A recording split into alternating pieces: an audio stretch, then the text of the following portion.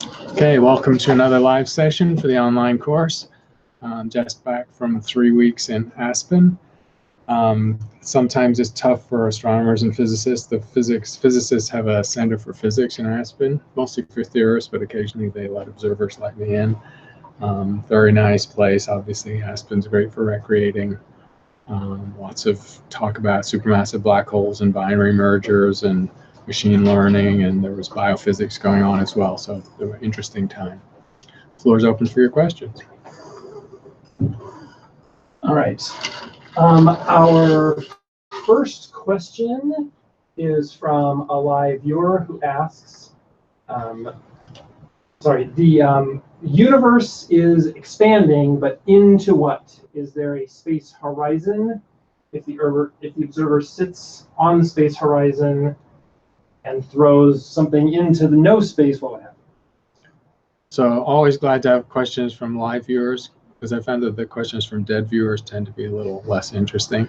But so what the expansion of the universe and what it expands into, and then the issue of horizons, those are sort of related issues. So the simple part of the question is the expansion into something.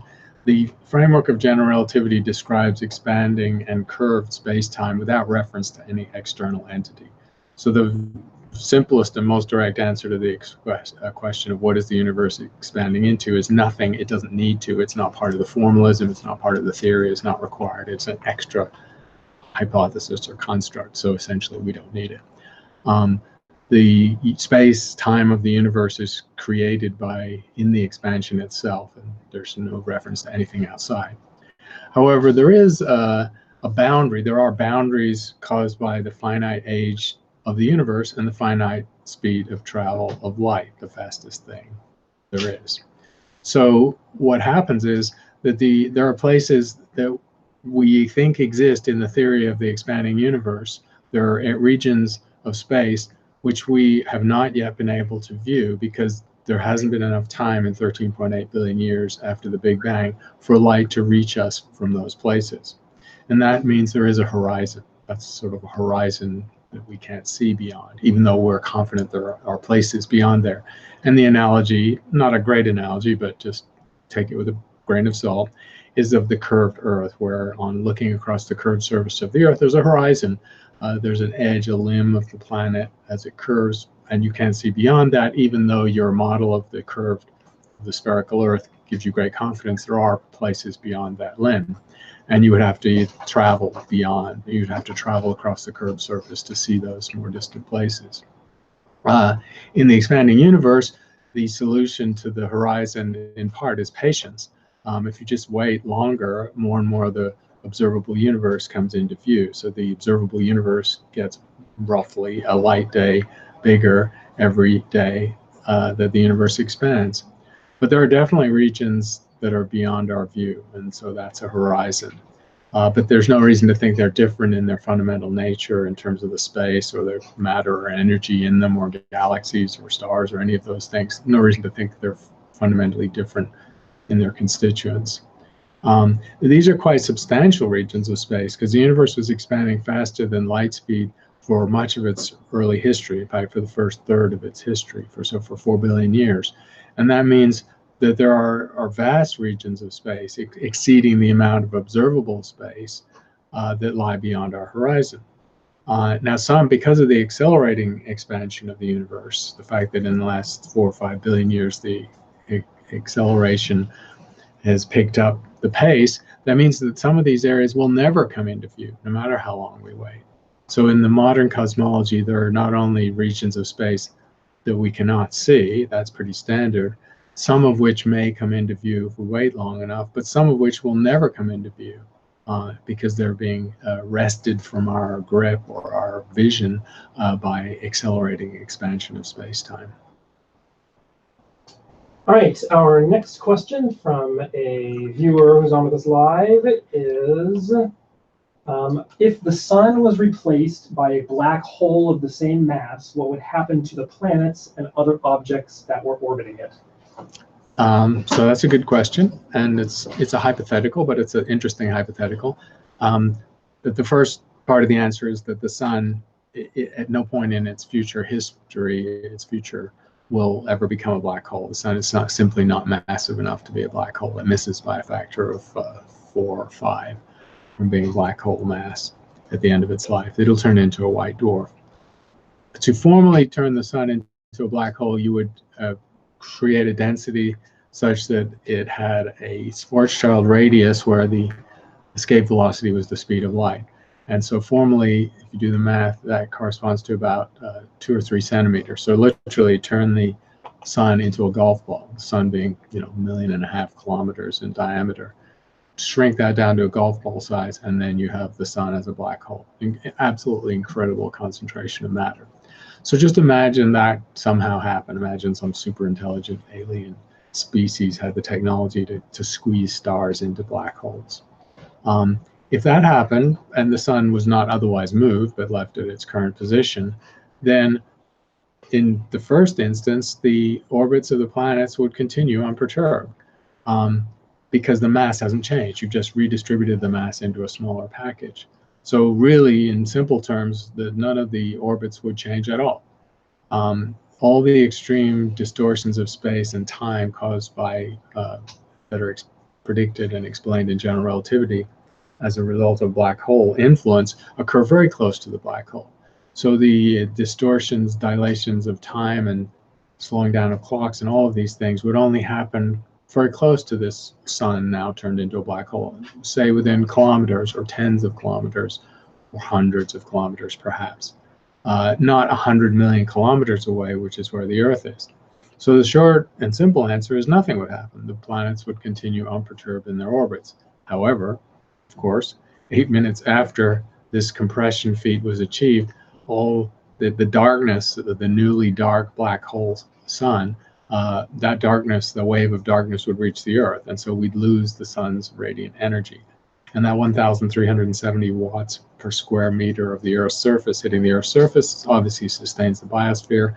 So with some little lag caused by the fact that the atmosphere is a heat blanket that kind of keeps the heat in for a few hours or maybe a few days, most life on Earth would die. Not all life on Earth, because there are microbes and some creatures that live deep in the oceans or in rock or in places where they have other energy sources.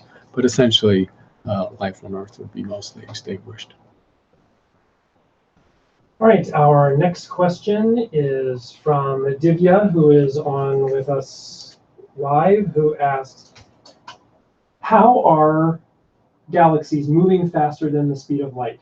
For different kinds of galaxies, is the speed different, and how does this work? So in the expanding universe model, the Big Bang, you can use the current expansion rate, which we measure around us, the sort of expansion rate in our region of space and any other equivalent region of space after 13.8 billion years, and the current matter and energy density of the universe to essentially extrapolate backwards. So you can trace the expansion backwards fairly reliably with a model. It's a relativistic cosmology model, including general relativity. You can therefore calculate the speed of the expansion at any point in the universe's history, going back 13.8 billion years. So it's with that calculation that you can show that there was this first third of the universe of age, the first 4 billion years or so, when any 2 points in space were moving apart faster than the speed of light. Now, over time, that there was deceleration initially, and then subsequently, and much more recently, acceleration. But in that second third of the history of the universe, there was deceleration, and so the speed of expansion of any two points, literally any point in space from any other point in space, faster than the speed of light, slowed to below the speed of light. Now, galaxies formed within 1 billion years of the Big Bang. So obviously we know of many galaxies, and surveys have found thousands of galaxies, and we know there are millions or hundreds of millions of galaxies that were formed in the first third of the age of the universe. So if at those various points in space-time there happen to be galaxies, then indeed those galaxies too, being carried apart by expanding space, would be moving away from each other faster than light. So the fact of this faster than light expansion, or galaxies separating from each other at faster than that rate, it's a consequence of the model. It's not something we actually directly observe in the nearby universe, because when we measure the expansion rate locally, we tend to look at relatively small volumes of space. Now, of course, the logic and the corollary of this is if you look far enough out from our current location, you're also looking back in time, and so you start to look back in time to the time when galaxies were moving faster than the speed of light away from us. So we've reached that. We've been able to observe those realms in the distant and past universe. So the observations, as well as we can do them, given that we're trapped in our location in the universe, do confirm this idea.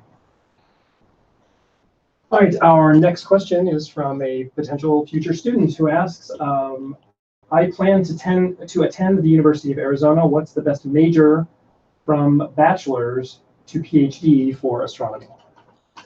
So excellent choice. Very good program here. Obviously, we have world-class research, and undergraduates get to do research. That's the key. If it were just, some baubles that professors and senior researchers got to use telescopes and do research, then not so interesting for a student. But here, students really get to use our telescopes and do research.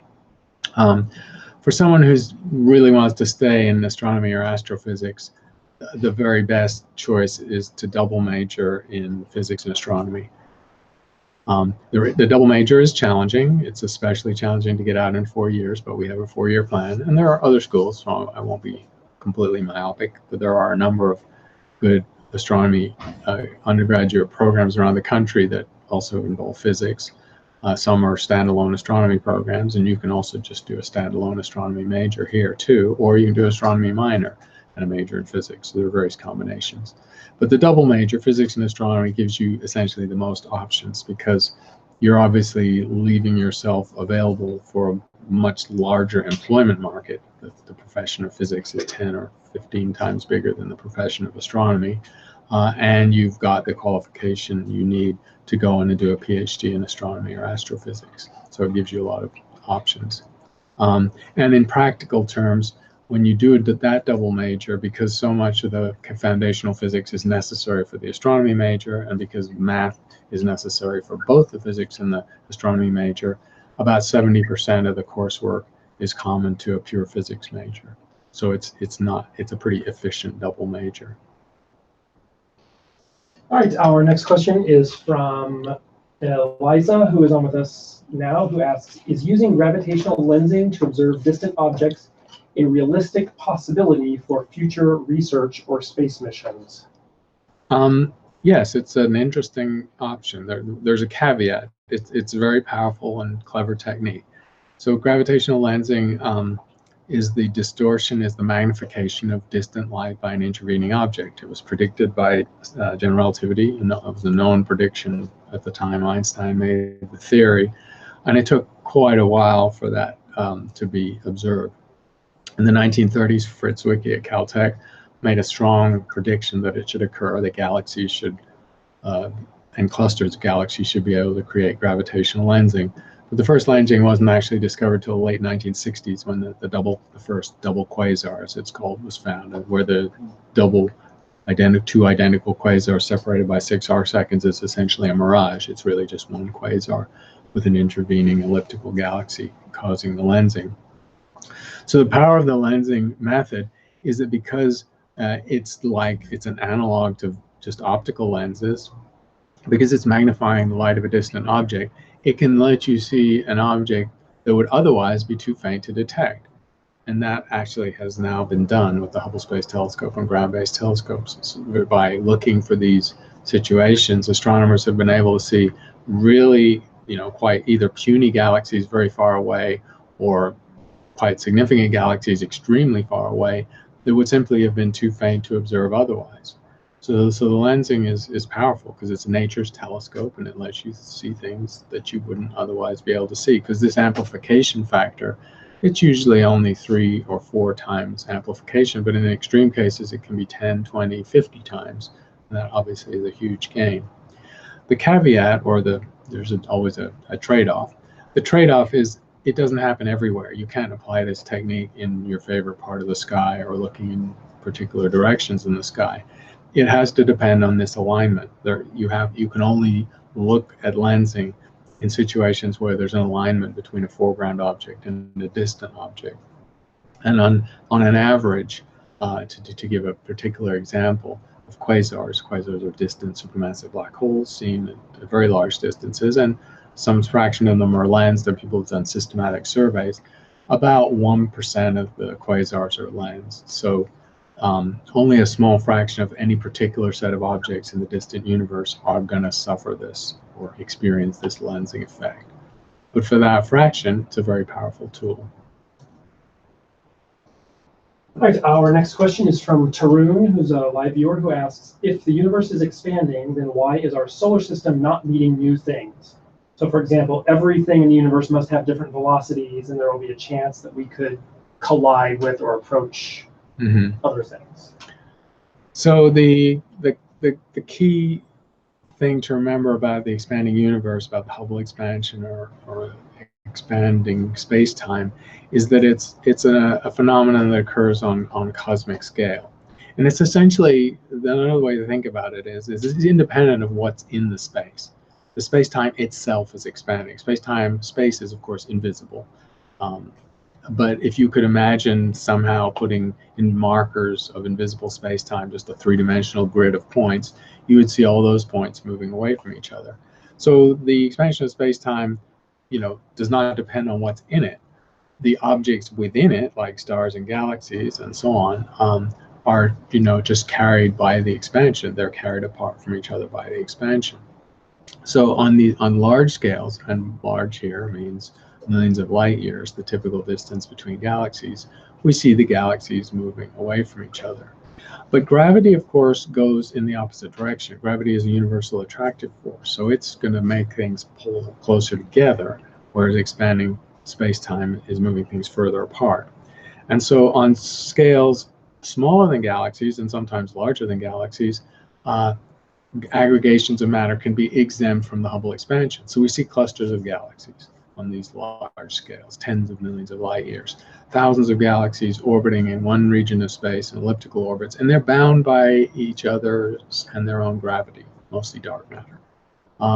And that cluster is not expanding. If the number of galaxies is sufficient and the mass is sufficient, it will be held together by its own mutual gravity, and it's not expanding with the Hubble expansion.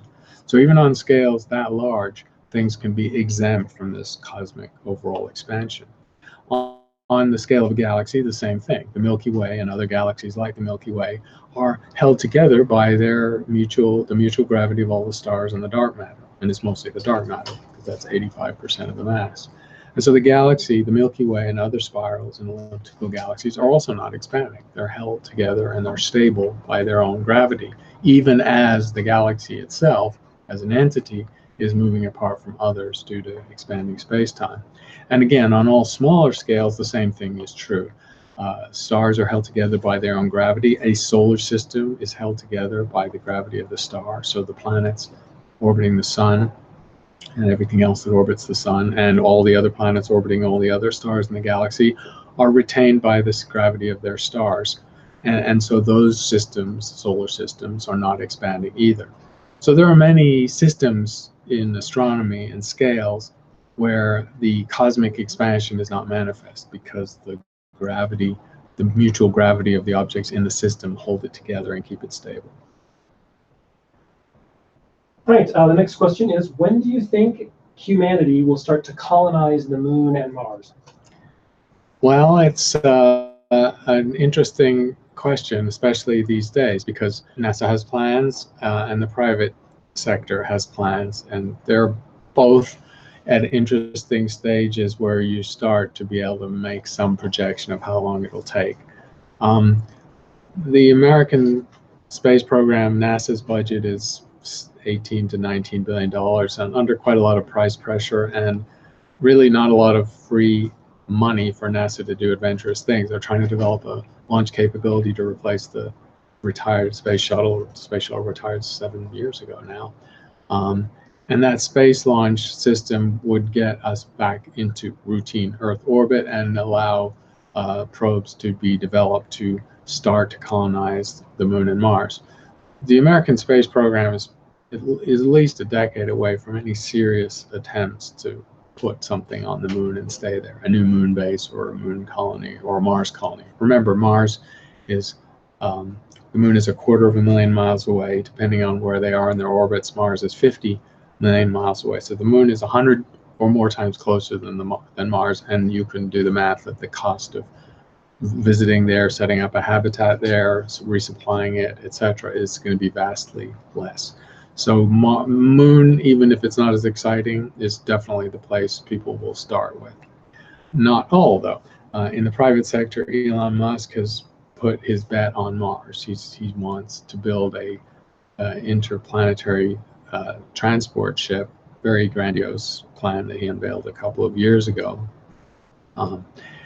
to get people going to Mars, to build a Mars colony. And his timeline for that is, he says, 10 to 12 years.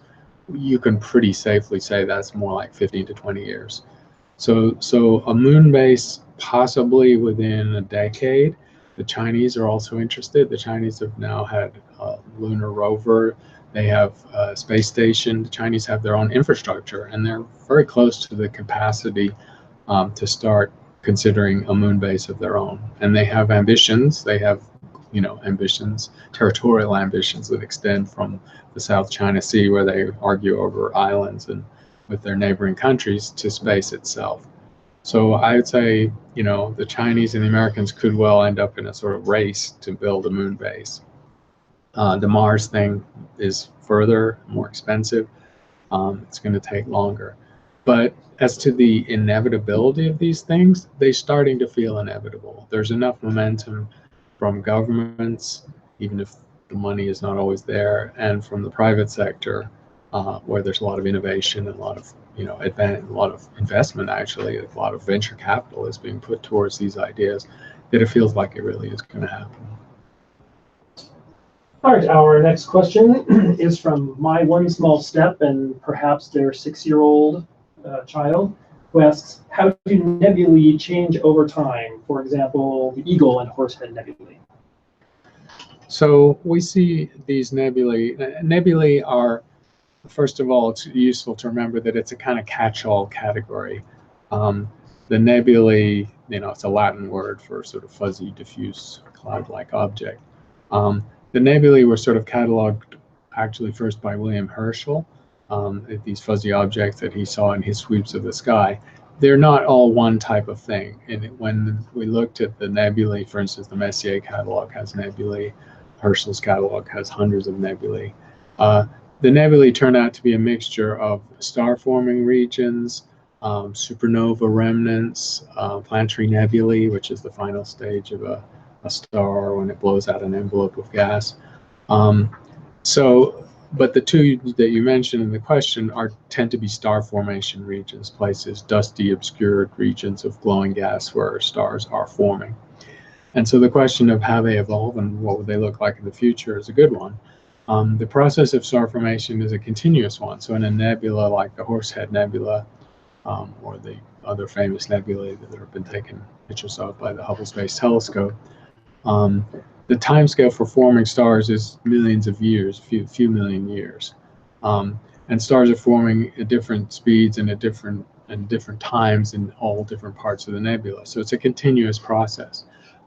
Astronomers tend to be interested in the parts of any nebula where the stars have formed most recently or really seem to be forming right now, because that's how we learn about how star formation works and what young stars are like. But it's a continuous process. So a nebula like the Trifid Nebula or the Horsehead Nebula will be forming stars smoothly and continuously in different pockets as gravity collapses regions of gas and dust for hundreds of millions of years. Now, eventually, the long time fate of a nebula like that is to disperse. Within the galaxy, differential rotation, the fact that different parts of the galaxy move at different speeds as all of these points orbit the center of our galaxy. The disk of a galaxy is in circular motion. These forces will gradually rip apart or disperse the gas and stars that a nebula has been part of. So these famous nebulae, if you flash forward, a few 100 million years, they won't exist. They would disappear. They'll have gone, and maybe somewhere else nearby in the sky, new clouds of gas and dust will be gathering.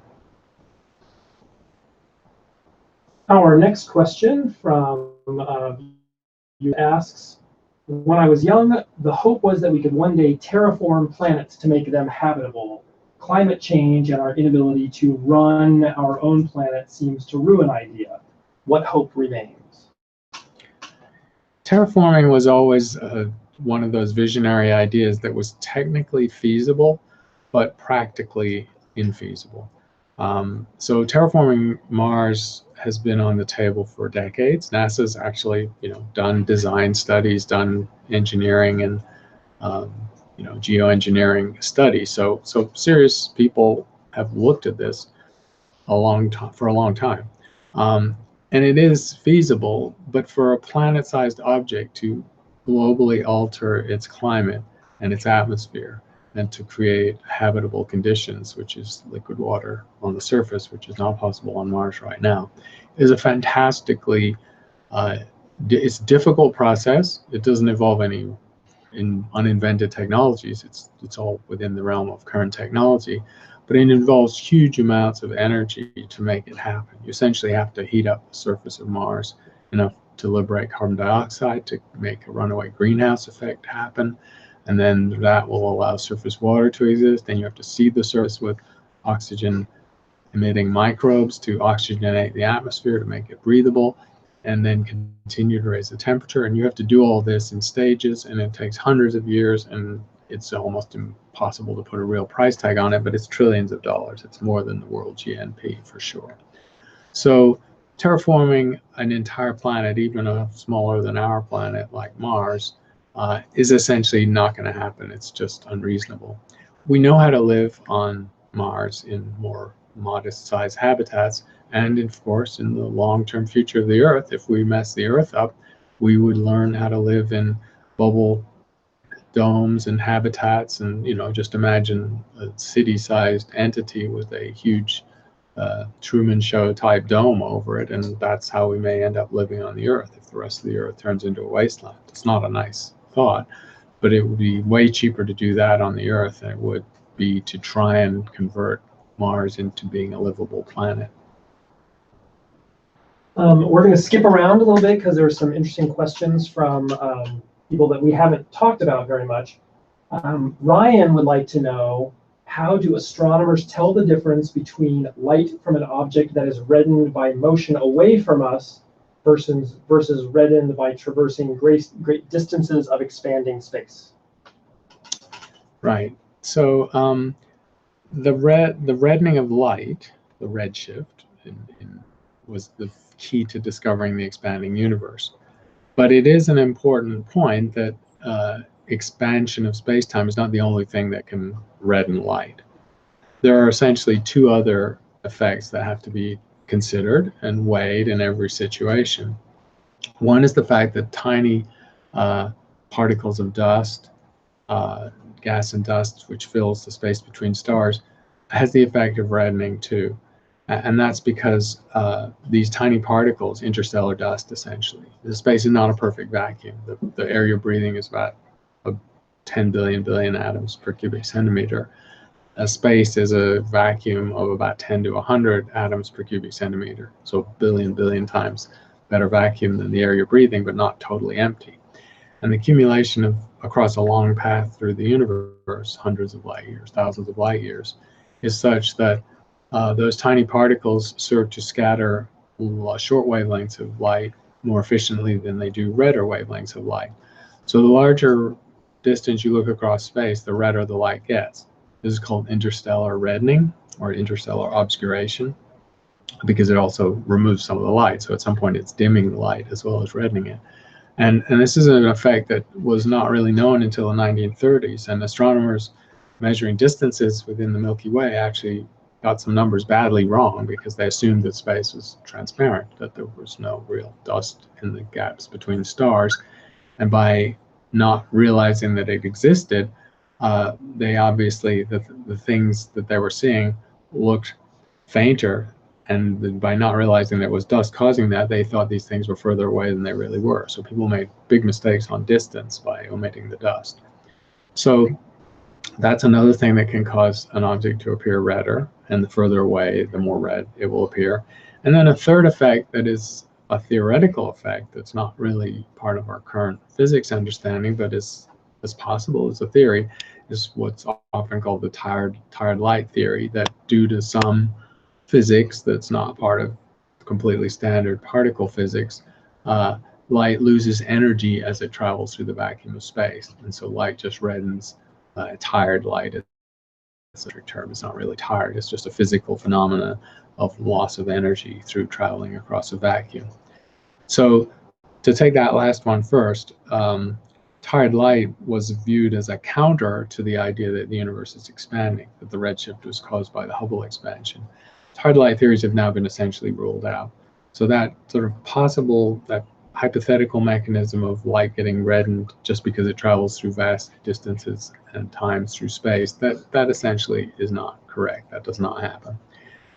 The other effect of interstellar dust, the good thing is that it can be distinguished from Hubble expansion. So expanding space-time stretches the waves in a very consistent way, that the stretching of the waves, the increase of the wavelength, is inversely proportional to the distance at low redshifts. For not too huge distances, it starts to vary differently than linear when you go to a relativistic regime of large distances. So it's a very simple linear effect. The redshifting of light, or sorry, the reddening of light caused by dust is an effect that can be easily distinguished from Hubble expansion because it's caused by tiny particles scattering light in a very particular way. And that gives the reddening a wavelength dependence. So the amount of reddening depends on the wavelength you're looking at in a very particular way. And that's different from the simple linear dependence of redshift with distance in Hubble expansion. So astronomers can pretty confidently separate those two effects. And so when we talk about expanding universe causing reddening or redshift, it's very well understood why that is, and we can rule out other things contributing to that. Great. Another question is from Frag D, who is online with us from Greece, who asks, do you believe we live in a simulation? And do you believe that it is possible for the simulation hypothesis that we talk about in the class to happen? I sort of hope we don't live in a simulation because, you know, one does worry about the creators of the simulation, that if there was an academic paper written a few years ago about how you should behave if you think you live in a simulation. So if you did think you lived in a simulation, you could argue that you should, you know, you should act at least interesting. Don't live too dull a life because you don't want to be written out of the next version of the simulation or not entertain the simulators sufficiently. A variation on this, also considered from a moral philosophy standpoint, why you should behave well at all. I mean, is there any version of the golden rule if you live in a simulation? Maybe you should just be a nihilist and you just go around and kill people and destroy things because it doesn't matter anyway because it's a simulation.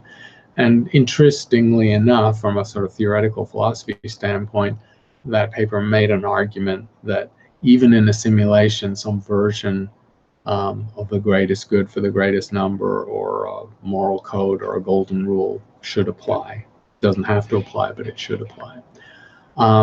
So truly, of course, I am a skeptic. Most scientists are skeptics. That's a core trait of a good scientist. So the skepticism of me says, no, I don't, as we sit, believe that I live in a simulation because I have no evidence to believe that. Should it be taken seriously as a hypothesis or as a theoretical construct? I think so. Just because the arguments that have been put forward towards it, especially by Nick Bostrom and Oxford, but by others as well over the years, are not trivial. I mean, I think many of the people who write about simulation hypothesis, many of whom are philosophers, they're just taking an intriguing idea. They're not trained as experimental scientists, and they're not even arguing that it's a testable hypothesis, but they're arguing that it's an interesting and fruitful hypothesis to explore, to try and rebut, even in theory or in principle. And that I do agree with. That it's certainly interesting, because the premise, remember, the motivation for the simulation hypothesis is that a priori it's unlikely that we are the most advanced technological civilization in the universe or even in our galaxy. And the second part of the premise is that a fairly modest extrapolation of our current capability will give us the capability to create simulated entities like ourselves. And so it begs the question, which is well posed in the simulation hypothesis, that maybe this has already happened and we're the product of that simulation. So I think it's one of those intriguing, fruitful hypotheses for exploration, just to keep people sharp and to keep people coming up with possible rebuttals. But no, I don't think we live in one. Okay, our next question is from Vatsal, who asks, what is a geostationary satellite? How is one launched into orbit? And what is the orbit like? And then I think maybe we should differentiate between geostationary and geosynchronous. Mm-hmm. A geostationary is an orbit where the object, the satellite, of course, typically Earth-looking satellite, will sit over one point in the Earth's surface all the time. And so the energy and orbit requirement on that is defined essentially by that requirement, because it obviously has to, at whatever altitude it's at and what speed it's at, it has to track the Earth's rotation. And that defines what energy is required. So a simple orbital speed is about 1.4 times less than the escape velocity. And geostationary orbit is in an orbit. It's a captive orbit, but it takes a substantially larger amount of energy to get there because it's a much higher altitude that will create that situation of being above the Earth at one place always. Geosynchronous is in Earth orbit following the Earth's rotation, but not necessarily not holding in one position over the Earth's surface. So geosynchronous orbits are used for satellites where you have a swarm of satellites, like the Iridium satellites, the ones that do the GPS. There's a little swarm of a few dozen satellites that are replenished every few years that give us our GPS system. And they don't have to be suspended over one point in the Earth's surface. There just have to be enough of them in a swarm that at any given point in the Earth's surface can see 3 or 4 of these satellites at once, which is a requirement. That's how that satellite system was set up. Right. Our next question is, again, from a 6-year-old and a parent who asks, why does space expand? Well, that's a good question. Why? Astronomers are not so good at answering the why questions. They're more good at answering the what happens and how does it happen question. So probably we don't know the answer why. We know that the universe we live in is not static, it's changing. We see evidence of the expansion all around us. It's happening on long timescales and large distances, so it's not really like we can sit with a telescope and watch galaxies getting further away from us in real time. It's not possible. We don't live long enough to do that. But we can measure their velocity at any point, and we can see the galaxies all moving away from us. The further away they are, the faster they're moving. So we can infer the expansion of space-time very confidently from observations even made right now, a snapshot in time, if you like, with our telescopes and our modern astronomy. It points back to a time when the universe was incredibly small, incredibly hot, and incredibly dense. The universe is almost in an energy balance, which is to say the kinetic energy of the expansion implied by the motions of all the galaxies away from each other equals the gravitational potential energy of the gravitational force of those galaxies on each other. So the universe is in an energy balance. So in that sense, it's not like the energy came from nowhere or it was some magic trick. The question, though, of why the initial super dense, super hot space-time configuration expanded is a big mystery. The astronomy community has come up with an inflationary hypothesis, which in the Big Bang model hypothesizes that it was somehow energy in the vacuum of space itself that was the push, the shove, the initiating event that caused the universe to expand. That theory is not confirmed. So the most direct and simplest answer to the question of why is we don't know. We have some ideas, and it's the frontier of cosmology to try and ask and answer that question, but right now we don't know. All right, we have time for just a couple more questions.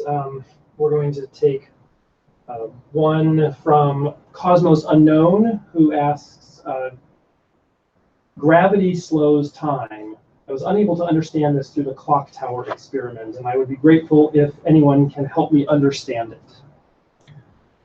So the intense gravity field, this is a general relativity prediction and confirmation. Clocks run slower in stronger gravity. That's a clear prediction of general relativity. Now, the experimental confirmation of that happened in a situation of not very strong gravity at all. It's happened on the Earth's surface.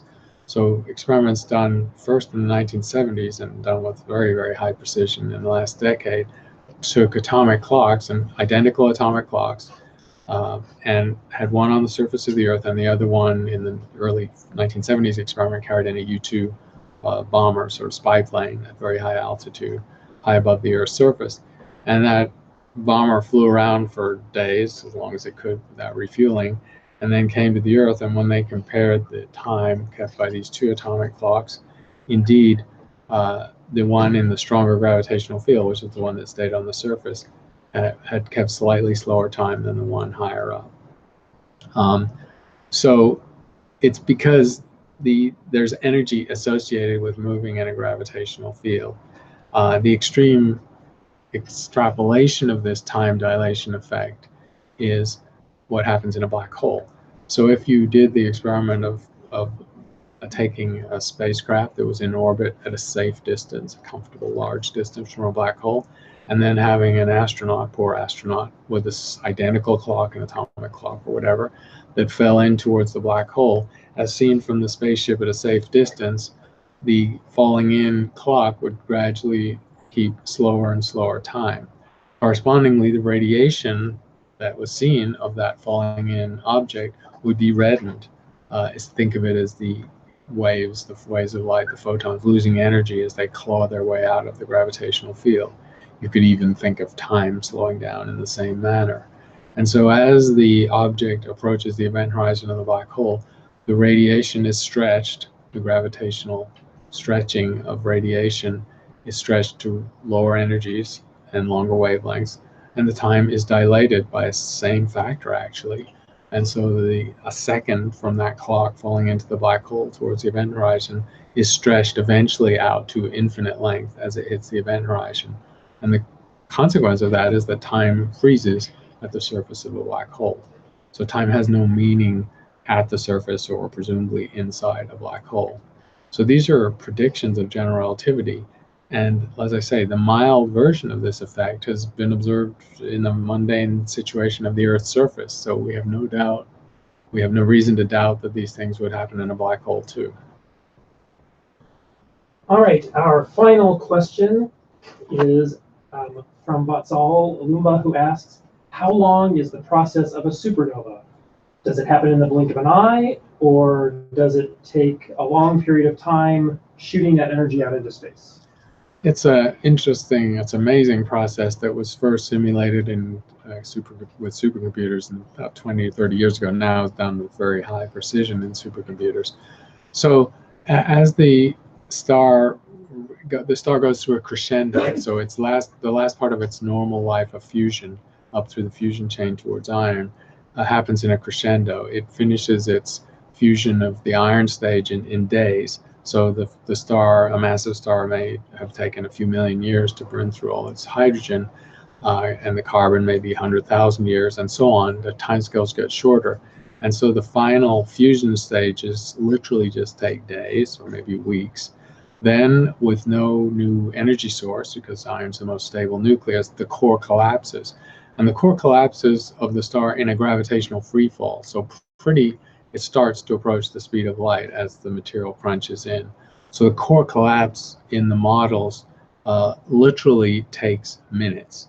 And at that point, you typically create a black hole or a neutron star, and then the core collapse is followed by a bounce. And the bounce is the detonation for the blast wave of the supernova itself. And in the models, in the computer simulations, the bounce phase, if you like, is a fraction of a second. So literally the collapsing of the star takes minutes, the bounce takes fractions of a second, and then the blast wave also takes minutes or hours. The supernova will reach peak brightness after a few days, maybe a week. So that's the period of time over which the temperature is rising to hundreds of millions or billions of degrees. Heavy elements are being created. And then, of course, there's a much more leisurely and long phase where the gas is still very, very hot and glowing, but dissipates into large regions of space, creating a supernova remnant. And the Crab Nebula, as we see in the sky, is one that happened about 1,000 years ago. So we can see what 1,000 years, a millennium of that expansion is like. So the supernova phenomenon is amazing because the critical aspects of it happen in literally the blink of an eye. But the long-term consequences of it, the beautiful glowing gas that X-ray telescopes in particular see, that expansion has represented the slowing down of relativistic blast wave as it plows into the medium between stars, and that can take centuries or millennia to play out. Great questions this week, and we'll be back in a couple of weeks. Thank you for your attention and for being part of the course.